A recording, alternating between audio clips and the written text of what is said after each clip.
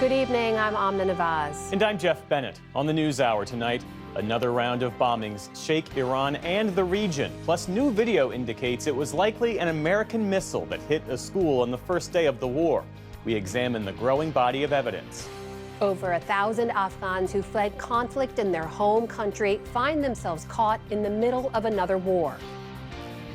It feels like we're not human, like our lives don't matter. We're in danger, and we don't know what will happen an hour from now. And solar power is on the decline in the U.S. because of the Trump administration's roadblocks. What that portends for an electrical grid facing huge demand from artificial intelligence. In the U.S. alone, what we expect is that we will need 50% more electric power in the next 20 years. That's a staggering number.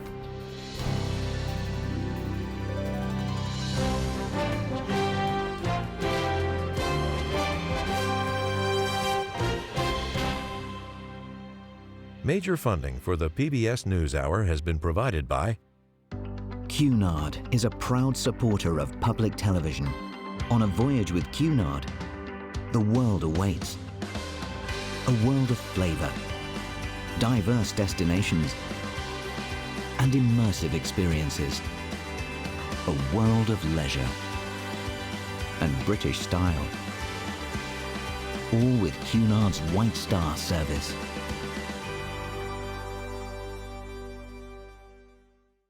Certified financial planner professionals are proud to support PBS NewsHour. CFP professionals are committed to acting in their clients' best interest. More information at letsmakeaplan.org.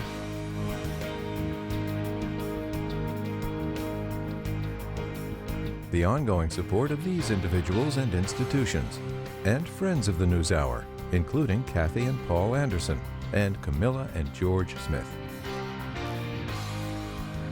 And with the ongoing support of these individuals and institutions.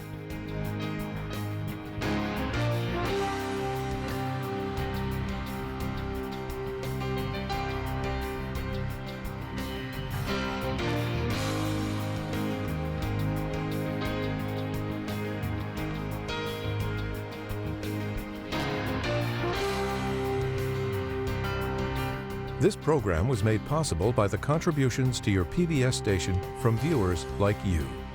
Thank you.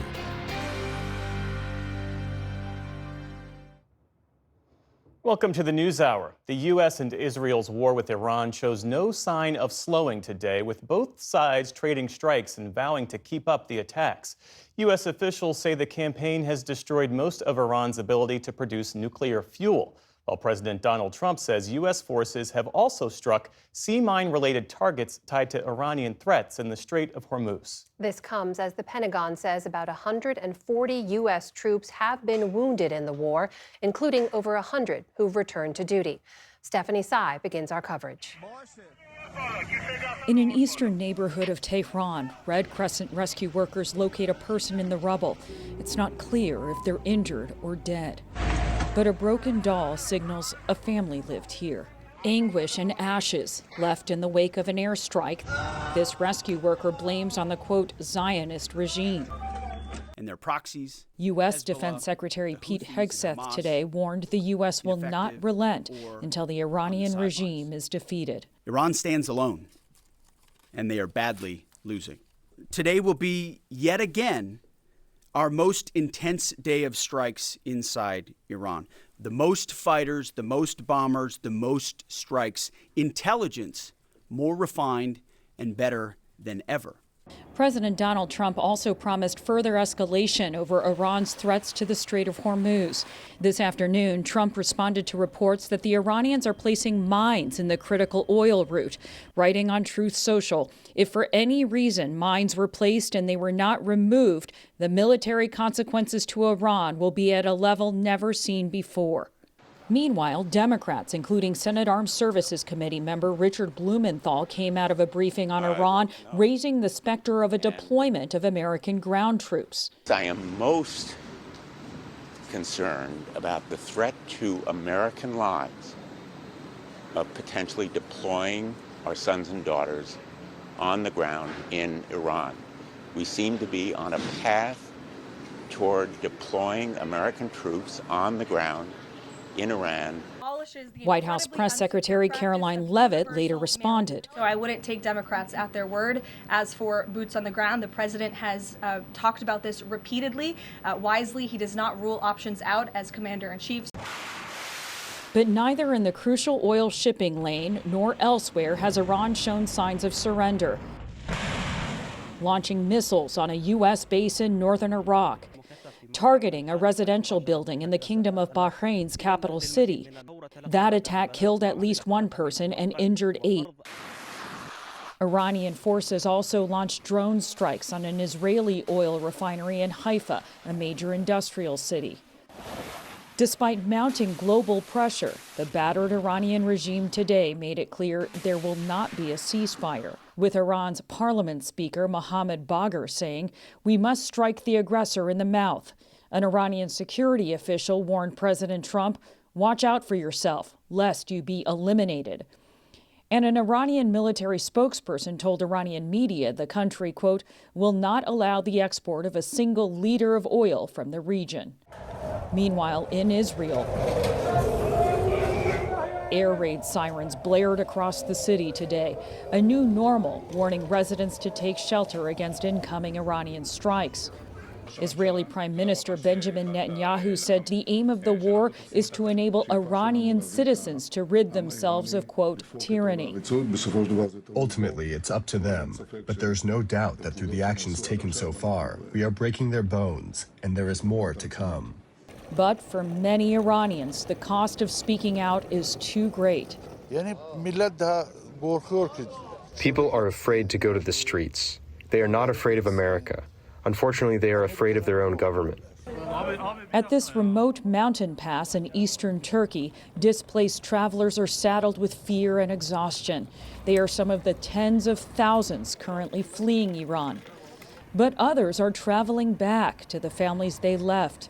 For 45-year-old Layla, being with her family, even in danger, feels more bearable than death.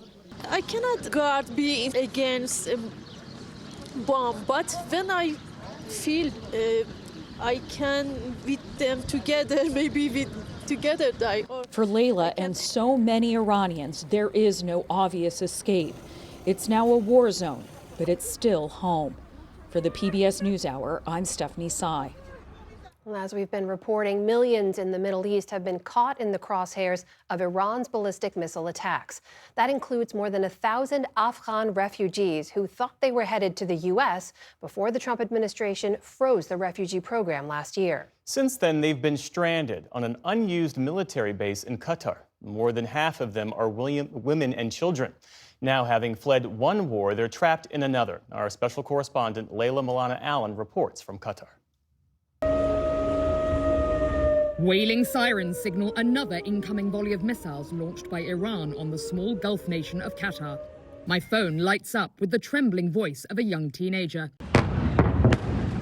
We were eating dinner when suddenly we heard missiles exploding above our camp. I'm terrified right now. I'm shaking. My heart's beating so fast, I don't know what to do. The family has nowhere to run or hide. They're trapped between Iran and the U.S. base that's become the principal target of Iran's attacks here. My brother, he was outside, he was playing. My mom went to get him, but he was screaming. He said he saw missiles exploding. At Camp Asaliya near the Al Udeid Air Base, the largest U.S. base in the Middle East, 1,100 Afghan refugees have languished for more than a year. Until last week, their main concern was frustration as they waited to start the new lives they were promised in the United States.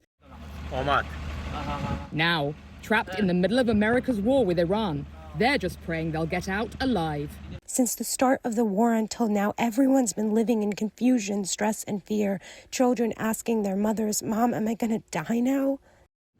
The camp's occupants have begged State Department staff to evacuate them, but they've been told they're safe and can't be moved elsewhere for now.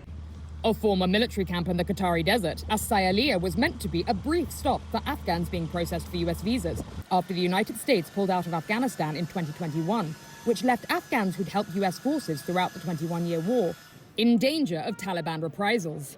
But in January last year, President Trump brought refugee processing to a halt.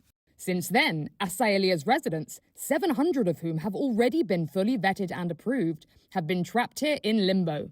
The State Department confirmed it plans to close the camp by the end of March, but hasn't disclosed where it will move the refugees. The NewsHour spoke with multiple residents in the camp. We're protecting their identities because they say State Department staff have threatened to block phone and internet access and even deport them if they speak out about their plight. Calling in secret late at night, one young man told us they've spent days hiding inside the temporary container units where they sleep, which provide little protection from a missile strike. It's like a prison. We can't go outside. And we don't have any shelter. Last night, Iran sent some drones behind the camp. They defended them with missiles from Al Udeid. We saw it. It was very scary. Last week, he says one missile section fell on the bedroom of several young children. They were in the cafeteria. If the family were in the bedroom, I don't think they would have survived. How do you feel that Americans are being evacuated and you can't get to safety? We feel like we've been forgotten. And now the Secretary of State is advising the citizens of the United States to leave the Gulf region. And what about us? You brought us here. Now what can we do? And there are a lot of kids in the camp. Tell me what's happening with them. I have a sister. I have brothers. They're always scared. All night they don't sleep. They're crying. They ask who will help us. We tell them God will help us, but no one here wants to help us. Residents told the NewsHour the panic is so intense that pregnant mothers in the camp fear they'll suffer miscarriages. Some children have stopped eating. Several families tried to escape to safety and were turned back by camp guards. Others report being offered financial assistance if they agree to return to Afghanistan voluntarily. Already traumatized by the war back home and now reliving what they hoped they'd escaped, their mental and physical health is fast deteriorating. We're going to talk about a few things we talked about yesterday. I think we can probably allay some of your fears. Sean Van Diver runs Afghan Evac, a group fighting to bring Afghans who worked with the United States during the war to the U.S. There are 150 immediate family of active duty U.S. military service members. So it's not outside the realm of possibility that these service members are fighting this war in Iran while missile fragments and debris are falling on the heads of their family members stuck in this camp. Van Diver hopes the residents he supports won't be silenced by threats from camp staff.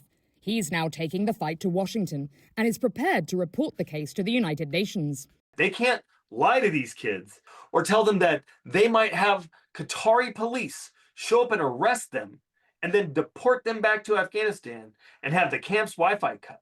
And none of that's true. None of that is true. They can't do that. And to increase the psychological anxiety that's already being experienced by these folks at the camp, just because Washington doesn't want this terrible story out there. This is a United States government issue, and it's stubbornness from the Trump administration. They know that these people are stuck there. Their blood will be on their hands if they die. Ehsan Jamshidi is one of the American soldiers with family stuck at the camp. He came to the U.S. from Afghanistan at 5 years old, became a citizen, and later joined the Marine Corps. I was like, you know what, this is my opportunity to give back to the country that gave to me and my family. His older brother Masood stayed in Afghanistan, later working as security for the U.S. consulate in Herat, protecting American diplomats, even after a deadly Taliban attack killed several of his colleagues. His bravery qualified him and his kids to join the rest of the family in the U.S. after being separated for 20 years. But just days before they were due to travel last year, the rules changed and they were stranded in Qatar.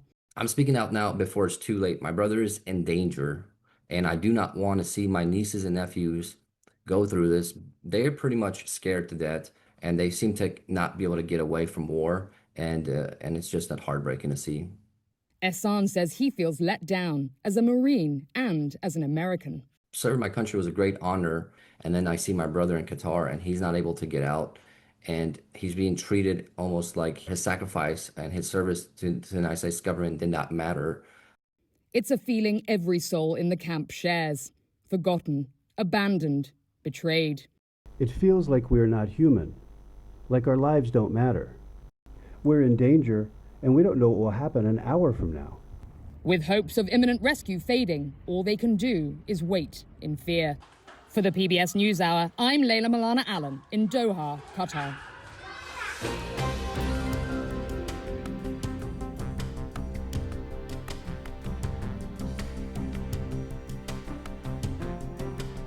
We start the day's other headlines with the latest elections taking place in Mississippi and Georgia. For the Democrats, a hotly contested primary race features Congressman Benny Thompson, who's fighting off a challenge from newcomer Evan Turnage. The 78-year-old Thompson is widely expected to prevail against the 34-year-old Turnage, who's taken jabs at Thompson's age. Meantime, in Georgia, it's a crowded field in a special election to replace former Congresswoman Marjorie Taylor Greene. Trump-backed Clay Fuller is considered the frontrunner among Republicans in the deeply conservative district, though Democrat Sean Harris is expected to put in a strong showing in a race that political analysts say is largely defined by the economy. Virtually everywhere, and including this district, it's the pocketbook issues, it's affordability, it's prices, it's inflation, it's those things that everybody has to deal with on a daily basis. And so I think this is a real economics kind of election. We'll see if the foreign policy issues or immigration cuts into that at all. With 17 candidates in the race, it's unlikely anyone will top the 50% threshold to prevent a runoff next month. Today's vote comes as Democrats sued the Trump administration over whether it plans to send armed federal agents to election sites this year. The Democratic National Committee alleges that 3 federal agencies failed to respond to nearly a dozen Freedom of Information Act requests on the subject. The DNC says the requests must be fulfilled to, quote, ensure that the American people obtain timely knowledge of potential threats to free and fair elections. President Trump has not discussed formal plans to deploy the military or federal agents to polling places this fall, but voting rights groups have raised concerns following the president's comments to, as he put it, nationalize elections, and after FBI agents raided an election warehouse in Georgia early this year. The FDA today approved a drug for a rare genetic disorder, but not for autism, as some officials had previously suggested. Back in September, top health officials in the Trump administration touted leucovorin as a potential breakthrough for treating autism. The FDA, based on NIH research, is approving prescription leucovorin for treatment of autistic children. In the months that followed, prescriptions for the drug reportedly surged among children. Today, the FDA approved leucovorin to treat a genetic condition that limits delivery of folate, a form of vitamin B, to the brain. But an FDA official said the agency does not yet have enough evidence to show the drug works more broadly for autism. Alabama's governor has commuted the death sentence of a 75-year-old inmate just days before he was scheduled to die by nitrogen gas. Charles Sonny Burton was convicted for the shooting death of a man during a 1991 robbery, even though his accomplice fired the fatal shot and he himself was not even in the building at the time. The shooter was ultimately spared the death penalty, and Governor Ivey said so too should Burton, reducing his sentence to life in prison without parole. It's just the second time she has commuted such a sentence since taking office back in 2017. Ukrainian President Volodymyr Zelensky says the next round of talks aimed at ending the war has been postponed until next week. That comes as both Kyiv and Moscow are claiming battlefield advances and reporting casualties. The governor of Russia's Bryansk region says at least 6 civilians were killed and dozens of others were injured in a Ukrainian missile attack today that follows a Russian strike on the Ukrainian city of Sloviansk. Officials there say 3 powerful Russian glide bombs struck the city center and killed at least 4 people. On Wall Street today, stocks steadied a bit as investors look for clues on how long the war with Iran might last. The Dow Jones Industrial Average slipped around 35 points, so almost flat. The Nasdaq also ended virtually unchanged. The S&P 500 posted a small loss on the day. And a bit of spring is blooming in one of the most unlikely of places. Death Valley National Park is enjoying its most spectacular super bloom in a decade. That's according to the National Park Service, which says that steady rains last fall helped turn one of the hottest and driest places on Earth into a bed of vibrant colors. But the super bloom won't last long. Officials say the wildflowers in lower elevations could be gone by later this month, while those higher up are set to blossom through June. Still to come on the NewsHour, attacks in Toronto and New York City highlight rising security threats in the wake of the war with Iran. And the electrical grid struggles to meet increasing demand from data centers. This is the PBS NewsHour from the David M. Rubenstein studio at WETA in Washington, headquarters of PBS News. An attempted bombing in New York City is raising questions about terrorism threats and security measures to prevent them. The Department of Justice charged 2 young men from Pennsylvania, 18 and 19 years old, both of whom authorities allege say they were inspired by ISIS. They're accused of bringing 2 homemade explosives to an anti-Islamic demonstration outside Mayor Zoran Mamdani's residence on Saturday and throwing one into the crowd. The device didn't detonate and there were no injuries, but the incident highlights the challenge for security agencies. At the same time, funding for the Department of Homeland Security is uncertain. For more on this, I'm joined by Juliette Kayyem of the Homeland Security Project at Harvard's Kennedy School. She previously served as Assistant DHS Secretary during the Obama administration. Juliette, welcome back to the NewsHour. I want to note, given their composition, these devices could have caused much more damage had they detonated, but the alleged links to ISIS in this case, what strikes you about that? What questions do you have there? And that's exactly right. You had a very sophisticated, deadly IED. This is not something that you just sort of wake up and build. It had materials that would TAPT, which is just basically, if they had detonated, would have been deadly to over at least 100 people of protesters and counter-protesters in front of Gracie Mansion. They didn't, fortunately. The 2 teenagers, and this is the challenge, they said they get radicalized online by ISIS. They have no criminal record, no outward sort of statement that they're about to do this. They get in a car with these devices and then try to wreak havoc. Very violent, serious attempted attack.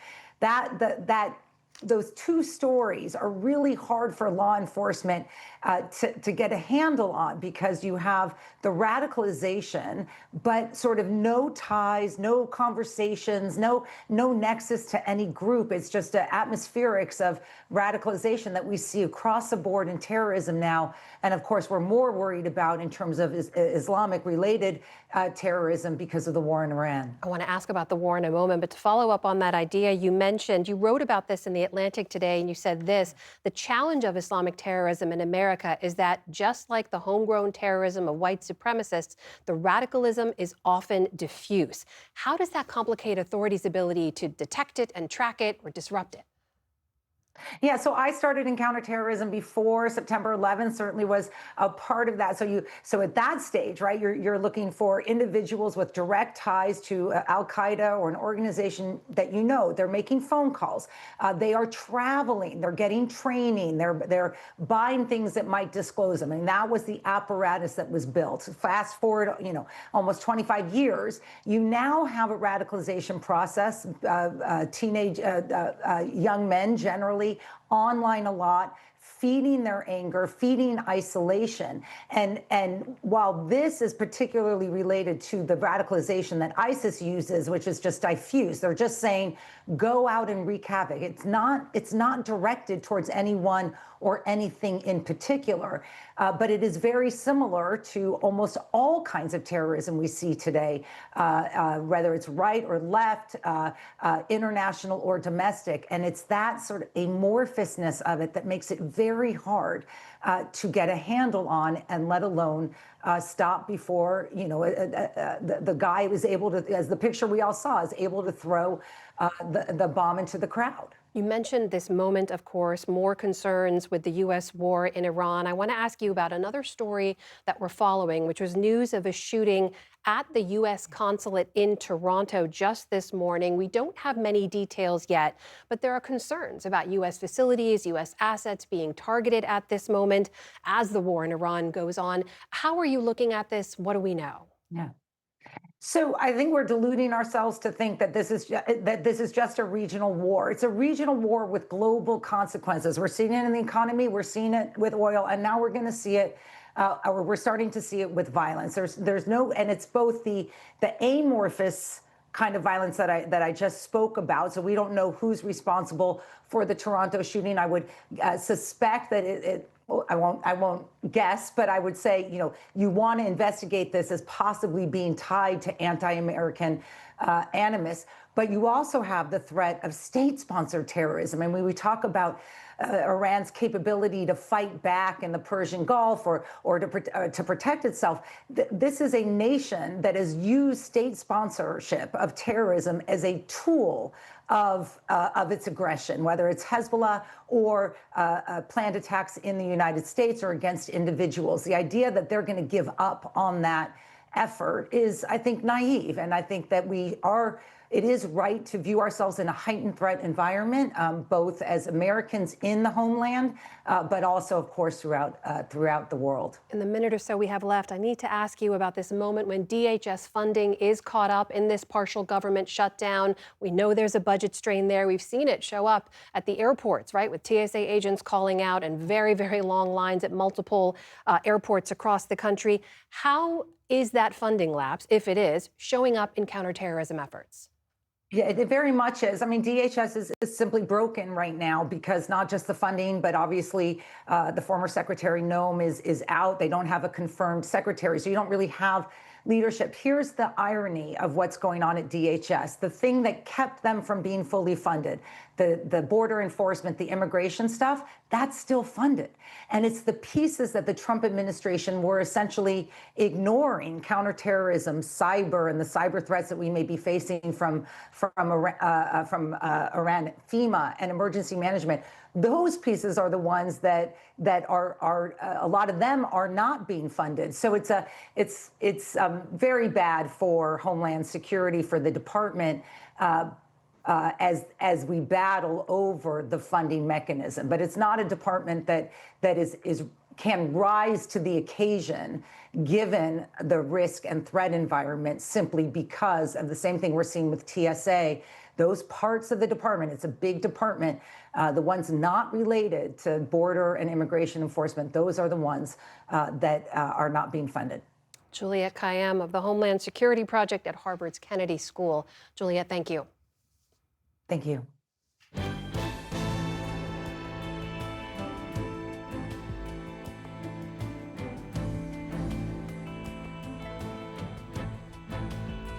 Defense Secretary Pete Hegseth today said no nation in the world takes greater care to avoid civilian casualties than the U.S. But the U.S. is currently investigating an explosion at a school next to an Iranian Navy base that Iran says killed more than 150 people, mostly schoolgirls. An official briefed on the initial review tells PBS NewsHour the strike was likely American. Nick Schifrin examines videos and satellite images and speaks to experts for a closer look at what appears to be the deadliest strike of the war. In the moments after the attack, the only sounds were screams. The school where many of these parents had dropped off their children not long before was now collapsed and gutted. The scale of death, clear from the air, rows and rows of tiny graves. Classmates in life and now death, a victim still wearing her backpack. Like in class, all lined up, a roll call of the dead. An official briefed on the initial review tells PBS NewsHour the strike was likely American. Video broadcast by the semi-official Mer news agency reportedly shows the strike and slowed down.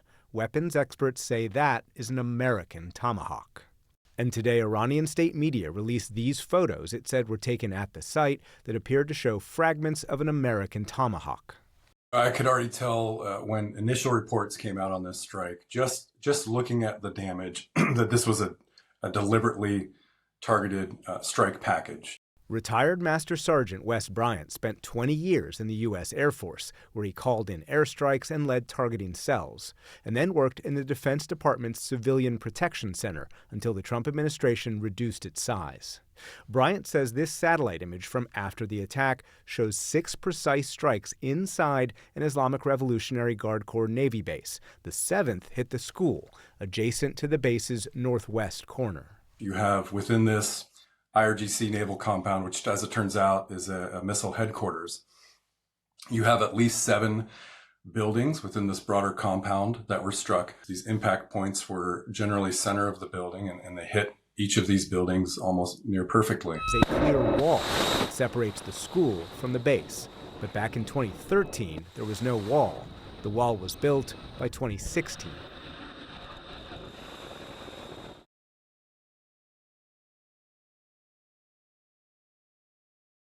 I will say that the Tomahawk, which is one of the most powerful weapons around, is used by, is sold and used by other countries. Yesterday, President Trump said that Iran, too, has Tomahawks. It does not. Although Iran does have cruise missiles, the same technology as in a Tomahawk. Whether it's Iran, who also has some Tomahawks, I wish they had more, but whether it's Iran or somebody else, the fact that a Tomahawk is very generic. It's sold to other countries, but that's being investigated right now. On Air Force One this weekend, President Trump blamed Iran. We think it was done by Iran. Can you give us an idea? Because they're very inaccurate, as you know, with their munitions. From what you're seeing, could it have been an Iranian air defense missile going awry? Taken in aggregate with all of the other information we have, this targeting of the entire compound, the videos of the Tomahawk, the remnants of the Tomahawk, the hallmark of a U.S. strike, right? I say that's fairly improbable at this point. Bryant believes it is possible that the satellite image the U.S. military used was out of date. As seen in Google Earth, today there is a clear wall that separates the school from the base. But back in 2013, there was no wall. The wall was built by 2016. Potentially using targeting data that is a decade plus old and not updating it and not going in and verifying what's happening on the ground right now. Is this still actually a military target? Are there possibly civilians in it, even if it is? And how are we going to address that? None of that happened. No nation in the history of warfare has ever attempted in every way possible to avoid civilian casualties. Today, Secretary Pete Hegseth accused Iran of placing missiles next to schools without connecting it to the girls' school strike. Iran, who targets civilians indiscriminately, who we've seen in the intel moving rocket launchers into civilian neighborhoods, near schools, near hospitals, to try to prevent our ability to strike. That's how they operate. But a U.S. official says that Hegseth and DOGE cuts reduced the Pentagon's office dedicated to preventing civilian casualties by 90% and by 2/3 at the military's Middle East Regional Command. What's the impact of those cuts? You have a drop in a direct reduction in capability, to characterize a civilian environment in order to properly characterize a target and conduct an assessment on risk to civilians at that target or in the general area. And then you have a de-emphasis on the prioritization of protection of civilians. And that's going to have a filter down effect. That's going to filter down to exactly how you end up executing operations. Bryant and others are careful not to suggest the cuts led directly to civilian casualty incidents. But rhetorically, Hegseth has emphasized what he calls lethality over the laws of war. America, regardless of what so-called international institutions say, is unleashing the most lethal and precise air power campaign in history, all on our terms, with maximum authorities. No stupid rules of engagement, no nation-building quagmire, no democracy-building exercise. Why is it important for you to speak out today in public in case the U.S. military did make this mistake? The principles of restraint, of adherence to international law, of lessening human suffering when we do have to go to war, of the protection of civilians. These are the ideals and principles that I came up with as primary, as foundational for what we were, what we embodied as American warfighters. They hold up the values of the American people. And that's what separates us from those we hold as our enemies. President Trump says he will respect the investigation's outcome of one of the deadliest strikes on civilians in the Middle East in years. For the PBS NewsHour, I'm Nick Schifrin.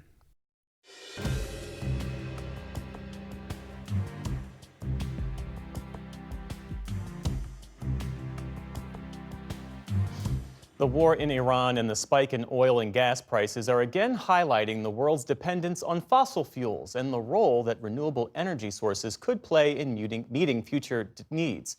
At the same time, demand on the U.S. electric grid continues to grow, but the Trump administration has moved to roll back subsidies and incentives for some renewables, including solar. A new industry report finds solar installations fell 14% over the past year. Our science correspondent, Miles O'Brien, reports on the effort to build more capacity for the nation's power needs. It's part of our periodic series, Tipping Point. 40 miles south of San Antonio, Texas, near the small town of Christine, the San Miguel Electric Cooperative Plant, built more than 40 years ago, burns lignite coal, the lowest grade, most carbon-intensive fossil fuel. The lignite is strip mined from the land surrounding the plant, feeding a relentless loop of extraction, combustion, and air, water, and climate pollution. Craig Corder was the general manager and CEO. It's harder to burn, takes a lot more furnace, takes a lot more prep. It is hard to make electricity from lignite. Corder invited me over for his famous brisket. He's good at fanning all kinds of flames to suit his desires. While we savored his delicious output, he told me about his ambitious plan to replace the old coal plant with solar photovoltaics. They're getting cheaper and cheaper. They are competitive, and a lot of people like them. The cooperative model is, how can we produce this reliably at the lowest cost possible for our end customer? And solar is now the cheapest option. To match the output of the old coal plant, Corder planned a 400 megawatt solar farm paired with 200 megawatts of battery storage. During the Biden years, he secured a $1.4 billion federal loan to fund the transition through a program created by the Inflation Reduction Act. While the San Miguel Cooperative has not had its loan clawed back, the Trump administration is determined to unwind Biden's push toward renewables. We're getting rid of the falsely named renewables.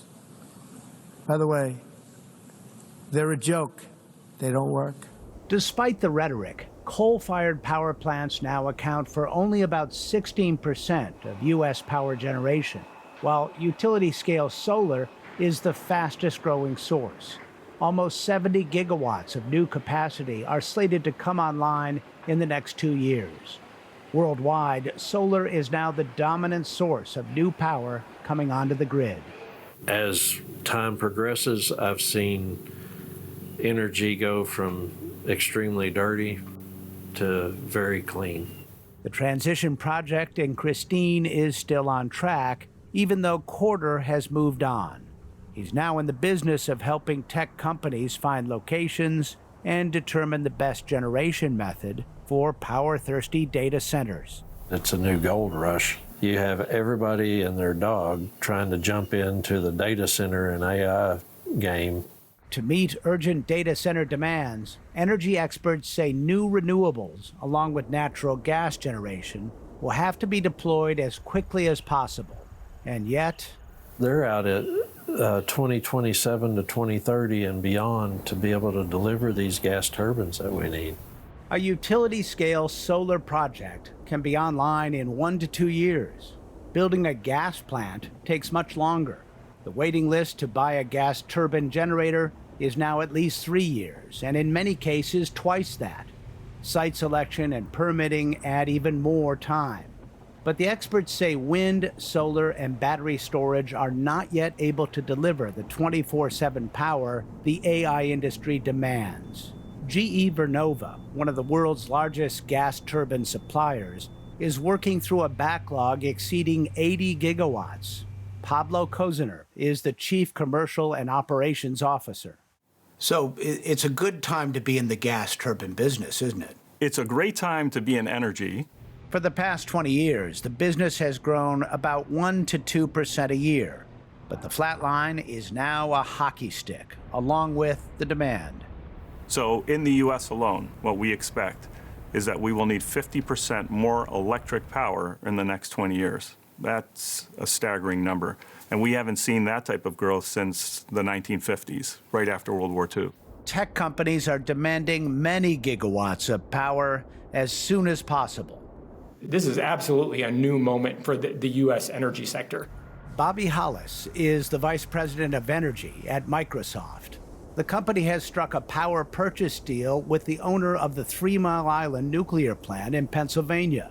It would mean a mothballed reactor there would come back online to generate power for AI.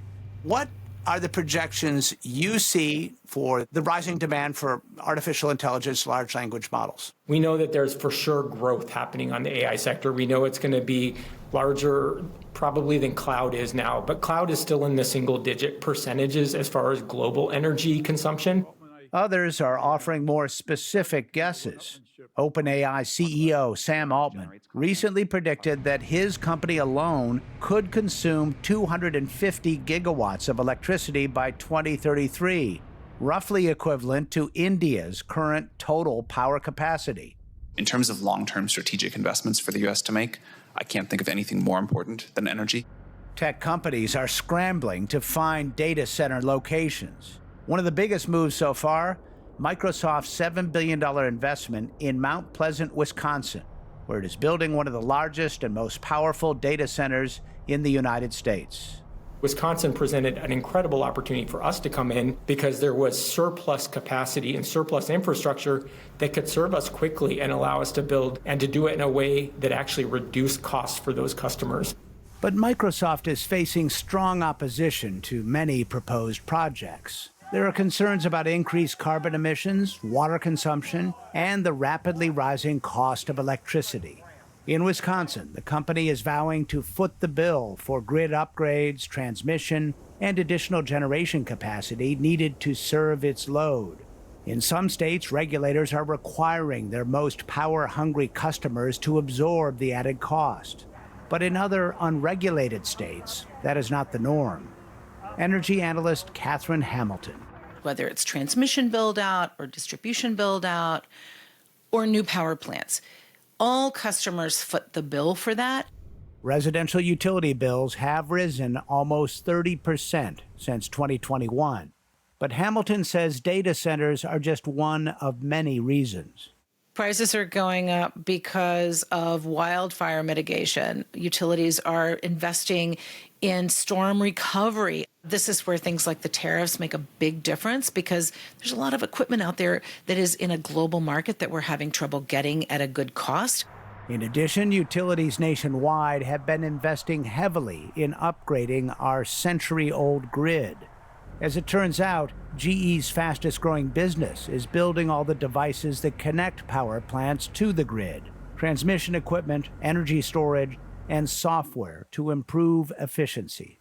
That's a very quick way to release more capacity. Now, some of that you can do with the help we provide through software and upgrades and transmission, but a lot of that also depends on regulation and permitting and a lot of other things that have to enable that.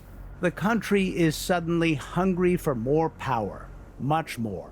It's an urgent need that can be met, but experts in the industry, like Craig Corder, say it won't happen unless others start thinking out of the political box, like they are at the San Miguel Electric Cooperative.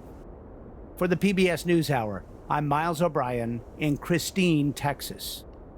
And we'll be back shortly with a look at a business boom inspired by a Nordic tradition. But first, take a moment to hear from your local PBS station. It's a chance to offer your support, which helps to keep programs like the NewsHour on the air.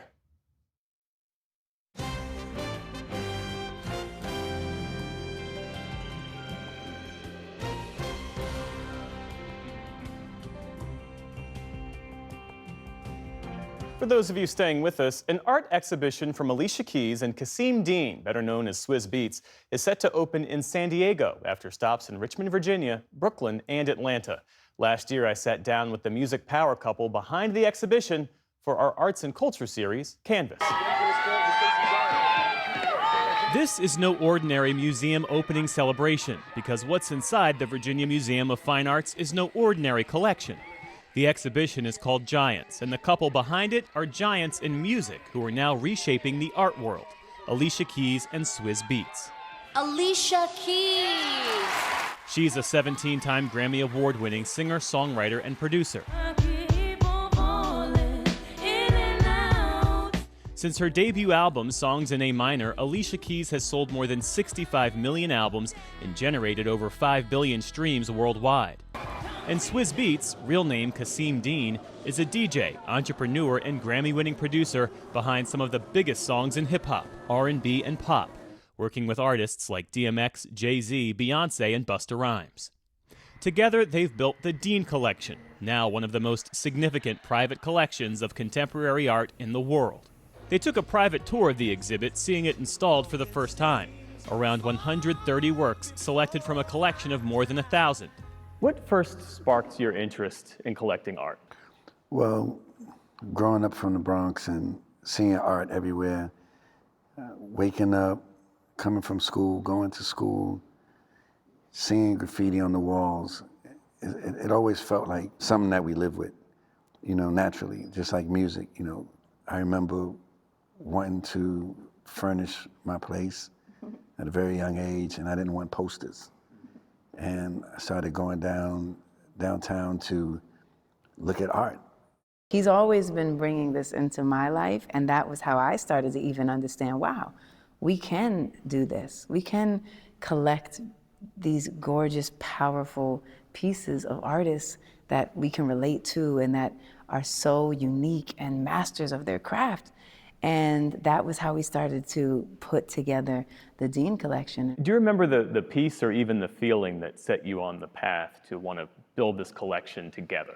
I think the first piece was a 30-foot sculpture. Yeah.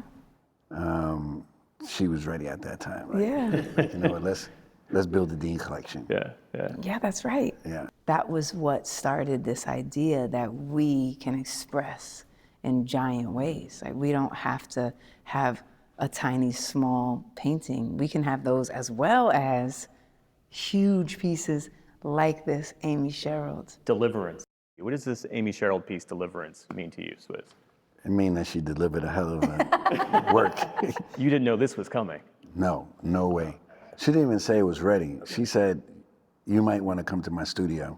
Canceled everything, went to the studio, go upstairs, and turn the corner, and it's these two bikes, and I almost fainted. And she said from living in Baltimore, she used to see the Rough Riders, which is my family's company, ride bikes all through her block. And she always wanted to do something to show, you know, respect for that.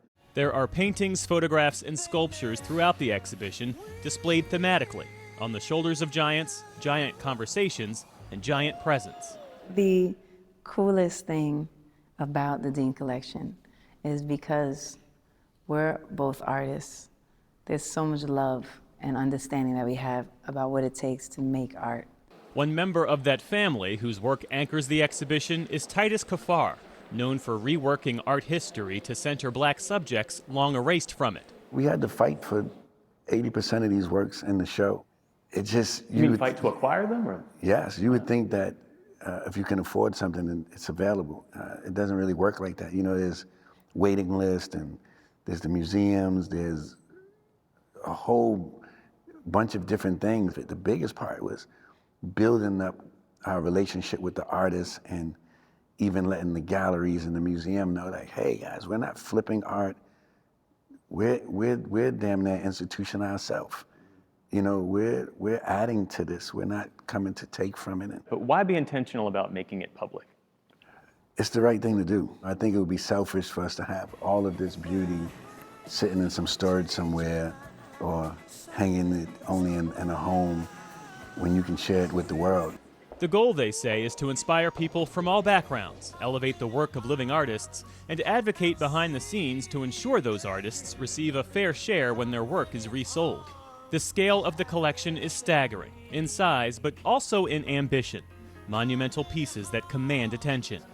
Yeah, the two of you are a major entry point to the world of contemporary art for people who might not otherwise have discovered it. Is that why you included your piano and your drum machine, your beat machine? There you go. Yeah, that was a very, very important piece, right? Because when you go into a place like a museum, a lot of people act like they know things or act like they're smart about art, or and it's okay to be a student because we're still students. But having the self-portraits out the gate, it make people say, I know them. Those are my friends right there. And when we came in, one of the gentlemen said to us, brick by brick. Yes, he did. I remember he said that walking in. That hit me. I thought it was a song you wrote. He said brick by brick. Literally, all of our stories are something that we've cultivated brick by brick. Every single one. And that's all we can do. And then slowly but surely, it is possible that it can become this. For Alicia Keys and Swiss Beats, the Dean Collection isn't just about owning art. It's about expanding who gets seen inside institutions that weren't always accessible, and ensuring the next generation walks in not as outsiders, but as giants.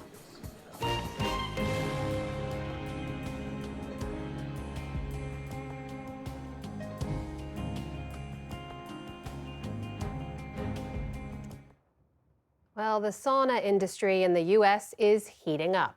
More and more health-conscious Americans are embracing this ancient Finnish tradition as a modern way to help reduce stress and promote wellness. The surge in popularity is happening nationwide, but nowhere has the sauna culture taken root more deeply than in Minnesota. Kaomi Lee from Twin Cities PBS has the story. These are front row seats, so it's about as close as you can get to Lake Superior and enjoy it from the inside of a sauna. This sweeping view is from one of 2 cedar-lined saunas at Sisu and Lolu in Grand Marais, Minnesota. Owner Katie Usum explains the name Sisu comes from Finnish, a nod to the Nordic-style sauna experience she's brought to life here. It refers to the concept of fortitude, tenacity, or grit. And Lolu refers to the steam that rises off of the sauna rocks when you put water on them.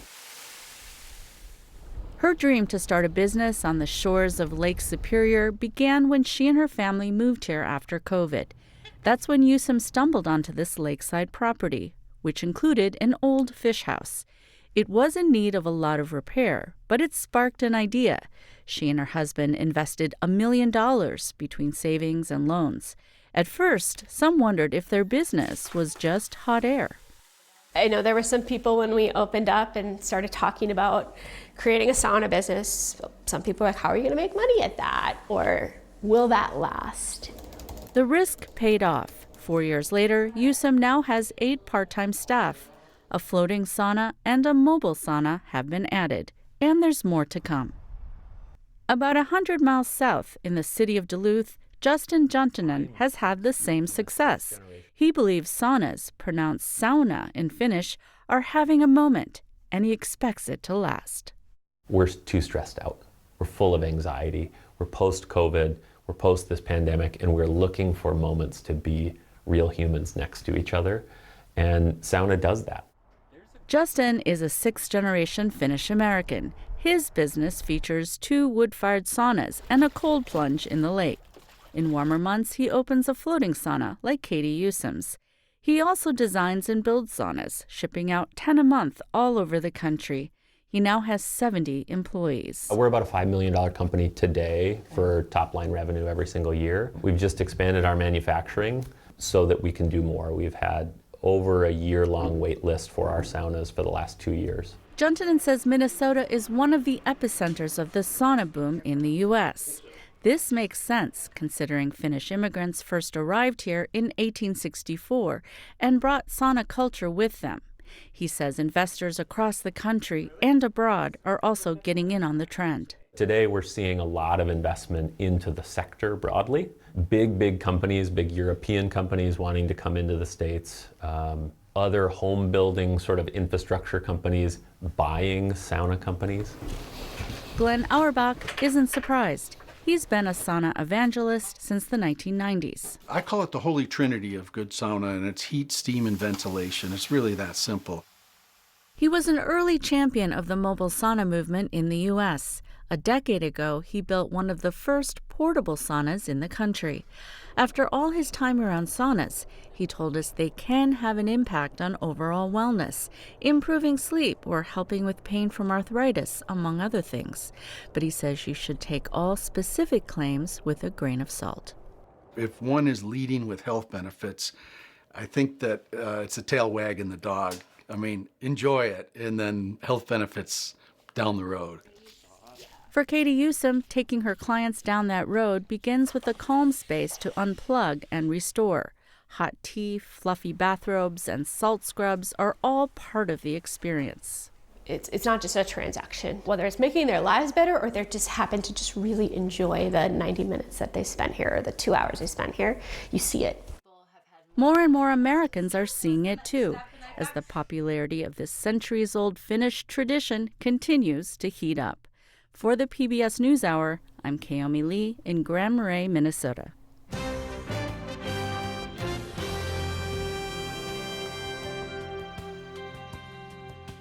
And that is the NewsHour for tonight. I'm Amna Nawaz. And I'm Jeff Bennett. For all of us here at the PBS NewsHour, thanks for spending part of your evening with us. Major funding for the PBS NewsHour has been provided by the William and Flora Hewlett Foundation. For more than 50 years, advancing ideas and supporting institutions to promote a better world at hewlett.org.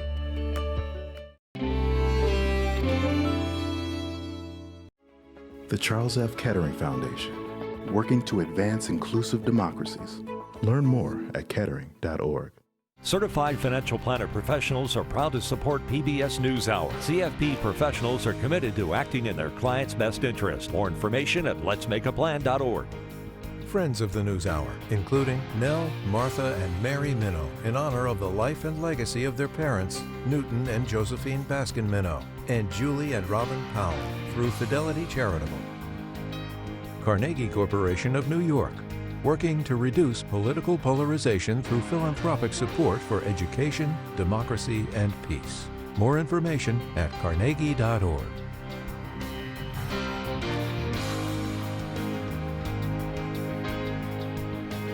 And with the ongoing support of these institutions. This program was made possible by the contributions to your PBS station from viewers like you. Thank you.